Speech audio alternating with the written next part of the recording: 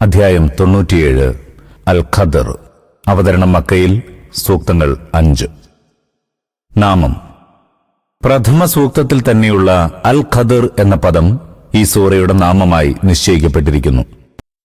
അവതരണകാലം. ഈ സൂറ മക്കിയാണോ മദനിയാണോ എന്ന കാര്യത്തിൽ ഭിന്ന അഭിപ്രായമുണ്ട്. നിരവധി പണ്ഡിതന്മാരുടെ വീക്ഷണത്തിൽ ഈ സൂറ മദനിയാണെന്ന് അബൂ ഹയ്യാൻ അൽ ബഹ്റുൽ മുഹീത്തുൽ വാദിച്ചിരിക്കുന്നു. മദീനയിൽ അവതരിച്ച പ്രഥമ സൂറയാണിതെന്നത്രേ അലിയുബ്നു അഹ്മദ് അൽ വാഹിദി തന്റെ തഫ്സീറിൽ പറഞ്ഞത്. നേരെ വിപരീതമായി മാവർദി വാദിക്കുന്നത് അധിക പണ്ഡിതന്മാരുടെയും ദൃഷ്ടിയിൽ ഈ സൂറ മക്കയാണെന്നത്രേ. അതുതന്നെയാണ് ഇമാം സുയൂത്തി തന്റെ അൽ ഇത്ഖാനിൽ രേഖപ്പെടുത്തിയത്.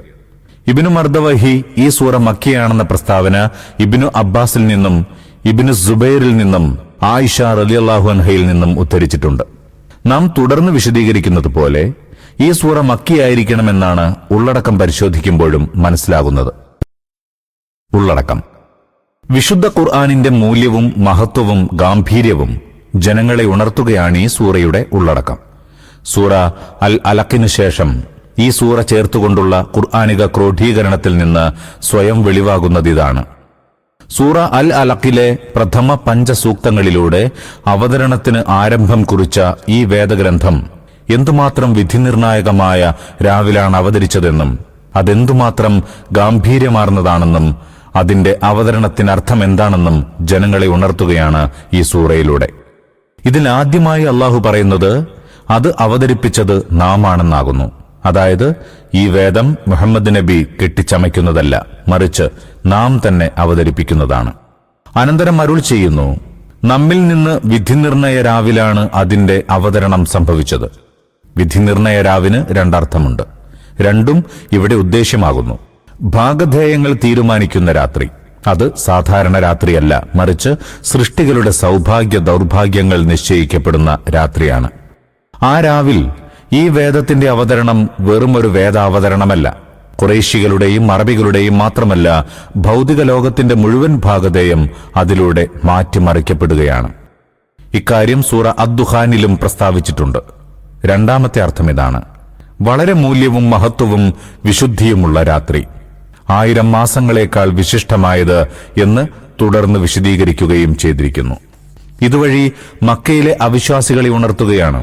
മുഹമ്മദ് നബിയിലൂടെ അവതീർണമായ ഈ വേദം നിങ്ങൾ ഒരു വിപത്തായി കരുതുകയും നിങ്ങൾ കേൾക്കേണ്ടി വന്ന ഒരു ശല്യമെന്നോണം അതിനെ ശപിക്കുകയും ചെയ്യുന്നു. എന്നാലോ അത് അവതരിപ്പിക്കാൻ തീരുമാനിക്കപ്പെട്ട രാവ് അത്യധികം വിശിഷ്ടവും അനുഗ്രഹീതവുമാകുന്നു. ഒടുവിൽ പറയുന്നു, ആ രാവിൽ മലക്കുകളും ജിബ്രീലും അവരുടെ നാഥന്റെ അനുമതിയോടെ എല്ലാ വിധികളുമായി ഇറങ്ങിവരുന്നു. സൂറ അദ്ദുഖാൻ 4-ാം സൂക്തത്തിൽ ഇതിനെ അംറുൻ ഹക്കീം എന്നാണ് പറഞ്ഞിട്ടുള്ളത്. അത് പ്രദോഷം മുതൽ പ്രഭാതം വരെ തികച്ചും പ്രശാന്തമായ രാവാകുന്നു. അതായത് അതിൽ തിന്മകളൊന്നും കടന്നുകൂടുകയില്ല. എന്തുകൊണ്ടെന്നാൽ അള്ളാഹുവിന്റെ തീരുമാനങ്ങളെല്ലാം നന്മയ്ക്ക് വേണ്ടിയുള്ളതാകുന്നു. അവയിലൊന്നും തന്നെ തിന്മയുദ്ദേശിച്ചുള്ളതായിരിക്കുകയില്ല. എത്രത്തോളമെന്നാൽ ഒരു ജനതയെ നശിപ്പിക്കാനാണ് തീരുമാനമുണ്ടാകുന്നതെങ്കിൽ അതുപോലും നന്മയുദ്ദേശിച്ചായിരിക്കും, തിന്മയ്ക്ക് വേണ്ടിയാവില്ല. ബിസ്മില്ലാഹിർ റഹ്മാനിർ റഹീം.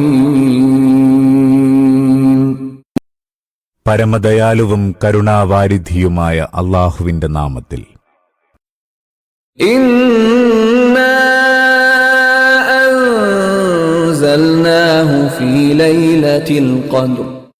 ഈ ഖുർആനിനെ നാം വിധിനിർണയ രാവിൽ ഇറക്കിയിരിക്കുന്നു. അൻസൽനാഹു എന്നാണ് ആയത്തിൽ പറഞ്ഞിരിക്കുന്നത്. നേരത്തെ ഖുർആനിനെ കുറിച്ച് പരാമർശമൊന്നും ഉണ്ടായിട്ടില്ലെങ്കിലും നാം അതിനെ ഇറക്കി എന്നതുകൊണ്ട് സൂചിപ്പിക്കുന്നത് ഖുർആനിനെ തന്നെയാണ്. കാരണം ഇറക്കുക എന്ന പ്രയോഗം തന്നെ ഉദ്ദേശ്യം ഖുർആനാണെന്ന് സൂചിപ്പിക്കുന്നുണ്ട്. നാം ഖുർആനിനെ വിധിനിർണയ രാവിൽ അവതരിപ്പിച്ചു എന്നാണ് ഇവിടെ പറയുന്നത്.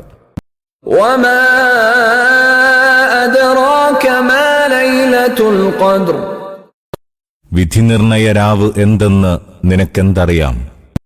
ഖുർആൻ അവതീർണമായ റമളാൻ മാസം എന്നാണ് അൽ ബഖറ 185-ാം സൂക്തത്തിൽ പ്രസ്താവിച്ചത്. അള്ളാഹുവിന്റെ മലക്ക് ജിബ്രീൽ അലൈഹിസ്സലാം ആദ്യമായി ദിവ്യബോധനവുമായി ഹിറാ ഗുഹയിൽ പ്രവാചകനെ സമീപിച്ചത് റമളാൻ മാസത്തിലെ ഒരു രാവിലായിരുന്നുവെന്ന് ഇതിൽ നിന്ന് മനസ്സിലാകുന്നു. ഈ രാത്രിയെയാണ് ഇവിടെ വിധിനിർണയ രാവ് എന്ന് വിശേഷിപ്പിച്ചിരിക്കുന്നത്. സൂറ അദ്ദുഖാൻ 3-ാം സൂക്തത്തിൽ അതിനെ അനുഗ്രഹീത രാവ് എന്ന് വിശേഷിപ്പിച്ചിരിക്കുന്നു. നാം അതിനെ ഒരനുഗ്രഹീത രാവിലാണ് അവതരിപ്പിച്ചത്. ഈ രാവിൽ ഖുർആൻ അവതരിപ്പിച്ചു എന്നതിന് 2 താൽപര്യങ്ങളാവാം. ഒന്ന്, ആ രാത്രിയിൽ ഖുർആൻ മുഴുവൻ ദിവ്യ സന്ദേശവാഹകരായ മലക്കുകൾക്ക് ഏൽപ്പിച്ചു കൊടുത്തു. പിന്നീട് സംഭവങ്ങളും സാഹചര്യങ്ങളും അനുസരിച്ച് 23 വർഷം കൊണ്ട് അള്ളാഹുവിന്റെ ആജ്ഞാനുസാരം സൂക്തങ്ങളും സൂറകളുമായി ജിബ്രീൽ അലൈഹിസ്സലാം അപ്പപ്പോഴായി നബി തിരുമേനിക്ക് അവതരിപ്പിച്ചു കൊടുത്തുകൊണ്ടിരുന്നു. ഈ ആശയം ഇബ്നു അബ്ബാസ് പ്രസ്താവിച്ചതായി ഇബ്നു ജരീറും ഇബ്നുൽ മുൻദിറും ഇബ്നു അബി ഹാത്തിമും ഹാക്കിമും ഇബ്നു മർദവൈഹിയും ബൈഹഖിയും ഉദ്ധരിച്ചിട്ടുണ്ട്. 2-ാമത്തെ താൽപര്യം ഇതാണ്: ഖുർആനിന്റെ അവതരണം തുടങ്ങിയത് ഈ രാത്രിയിലാകുന്നു. ഇമാം ഷാബിയുടേതാണ് ഈ അഭിപ്രായം. 2 അഭിപ്രായത്തിന്റെയും സാരം ഒന്നുതന്നെയാണ്. അതായത്, ആ രാത്രിയിലാണ് നബി തിരുമേനിക്ക് ഖുർആൻ അവതരണത്തിന് തുടക്കം കുറിച്ചത്. എന്നാൽ നബിക്കും അദ്ദേഹത്തിന്റെ ഇസ്ലാമിക പ്രബോധനത്തിനും ഏതെങ്കിലും സംഭവത്തിലോ സംരംഭത്തിലോ മാർഗദർശനം നൽകേണ്ട ആവശ്യം നേരിടുന്നതുവരെ അള്ളാഹു ഖുർആനിലെ സൂക്തങ്ങളും സൂറകളും ക്രോഡീകരിച്ചിരുന്നില്ല എന്നത് ഒരു യാഥാർത്ഥ്യമാകുന്നു.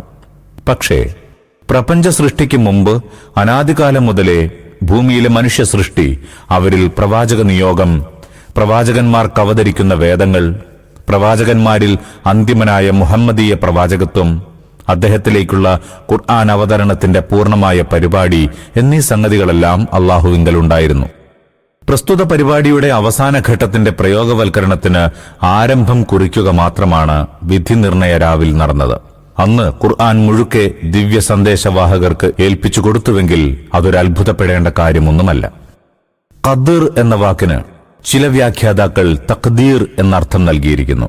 അതായത്, വിധി തീർപ്പുകൾ നടപ്പാക്കുന്നതിന് മലക്കുകൾ ചുമതലപ്പെടുത്തപ്പെടുന്ന രാത്രി. സൂറ അദ്ദുഖാൻ 5-ാം സൂക്തത്തിലെ അന്ന് യുക്തിപരമായ തീരുമാനങ്ങളെല്ലാം പുറപ്പെടുവിക്കപ്പെടുന്നു എന്ന വാക്യം ഈ അർത്ഥകൽപ്പനയെ ബലപ്പെടുത്തുന്നുണ്ട്. എന്നാൽ ഖദ്റിന് അർത്ഥം മഹത്വമെന്നും വിശുദ്ധിയെന്നുമാണത്രേ ഇമാം സുഹരിയുടെ പക്ഷം. അതായത്, അത് ഗംഭീരവും വിശുദ്ധവുമായ രാവാണ്. ഈ സൂറയിലെ വിധിനിർണയ രാവ് 1000 മാസങ്ങളെക്കാൾ വിശിഷ്ടമാണ് എന്ന വാക്യം ഈ അർത്ഥകൽപ്പനയെയാണ് പിന്തുണയ്ക്കുന്നത്.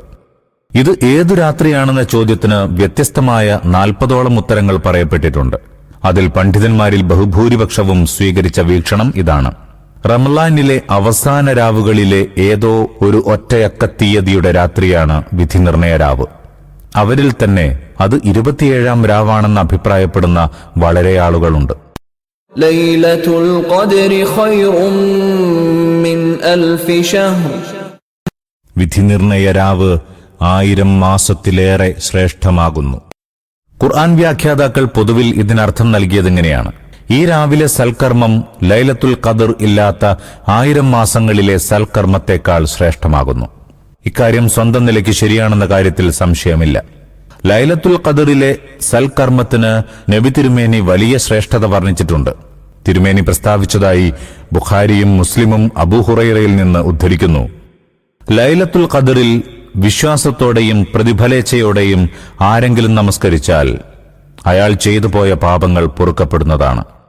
റസൂൽ തിരുമേനി അരുൾ ചെയ്തതായി മുസ്നദ് അഹ്മദ് ഉബാദത്ത് ബിൻ സ്വാമിത്തിനെ ഉദ്ധരിക്കുന്നു: ലൈലത്തുൽ ഖദർ അവസാനത്തെ 10 രാവുകളിലാകുന്നു.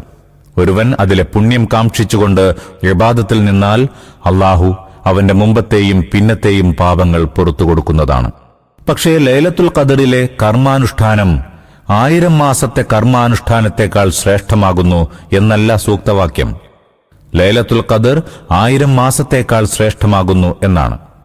1000 മാസം കൊണ്ട് വിവക്ഷിച്ചിട്ടുള്ളതാവട്ടെ കണക്കുപ്രകാരമുള്ള 83 കൊല്ലവും 4 മാസവുമല്ലതാനും.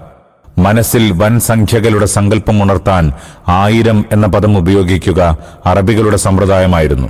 അതുകൊണ്ട് ഈ സൂക്തത്തിന്റെ താൽപര്യം ഇതാണ്: മനുഷ്യചരിത്രത്തിൽ 1000 മാസം ദീർഘിച്ച കാലം കൊണ്ടുപോലും ഒരിക്കലും ഉണ്ടായിട്ടില്ലാത്തത്ര വമ്പിച്ച നന്മയും നേട്ടവും ഉണ്ടായ രാത്രിയിലാണ് ഖുർആൻ അവതരിച്ചത്.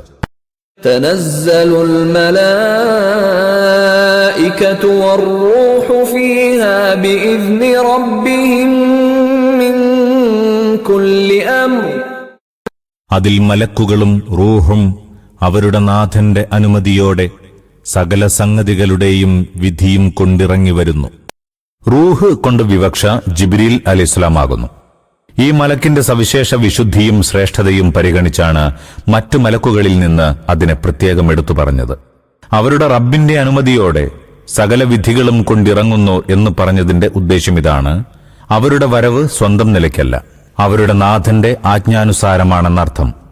എല്ലാ കൽപ്പനയും എന്നതുകൊണ്ടുദ്ദേശ്യം സൂറ അദ്ദുഖാൻ 4-ാം സൂക്തത്തിൽ സൂചിപ്പിച്ച യുക്തിപരമായ കാര്യം തന്നെയാണ്. സലാമുൻ ഹിയ ഹത്താ മത്ലഇൽ ഫജ്ർ. ആ രാവ് തികഞ്ഞ സമാധാനമാകുന്നു പ്രഭാതം വരെ. പ്രദോഷം മുതൽ പ്രഭാതം വരെ അന്ന് അനുഗ്രഹമായിരിക്കും, തിന്മയിൽ നിന്നും നാശത്തിൽ നിന്നും മുക്തവുമായിരിക്കും.